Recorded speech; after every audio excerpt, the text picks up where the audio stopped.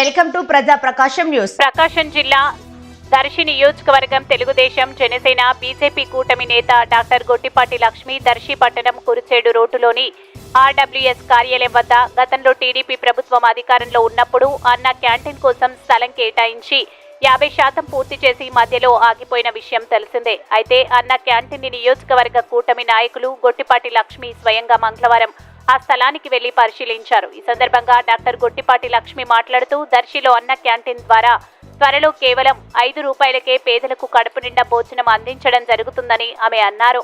అన్న క్యాంటీన్ నిర్మాణాన్ని త్వరగా పూర్తి చేయవలసిందిగా దర్శి మున్సిపల్ కమిషనర్ మహేష్ కి సూచనలు ఇవ్వడం జరిగింది. ఈ కార్యక్రమంలో Darsi municipal chairman Narapasetti Pichaiah, councillors Daram Nagaveni, Subbarao, Nakkachandra, Ranga, Ittadi Dinakar, TDP నాయకులు వాసు, చూపలి కోటేశ్వరరావు, కర్ణ శ్రీను, మధు, శ్రీనాథ్, లాయర్ రంగా తదితరులు టీడీపీ జనసేన బీజేపీ నాయకులు కార్యకర్తలు పాల్గొన్నారు.